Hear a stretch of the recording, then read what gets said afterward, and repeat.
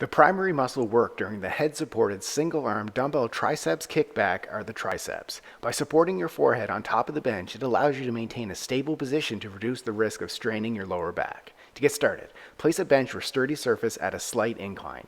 Position yourself behind the bench while holding a dumbbell with one hand with a neutral palm facing in grip. Place your free arm across the top of the bench, then bend forward while maintaining a strong flat back to position your forehead on top of your arm with your neck in a neutral position. Bend your arm at a 90-degree angle so your upper arm is parallel to the ground and your forearm is perpendicular. Keeping your back straight and core engaged to maintain stability, begin the movement by straightening your arm at the elbow by extending the dumbbell back behind you. Focus on squeezing your triceps as you fully extend your arm, aiming to reach a position where your arm is straight but not locked out. Keep your elbow close to your body and your upper arm stationary throughout the movement. The movement should only be occurring at the elbow joint.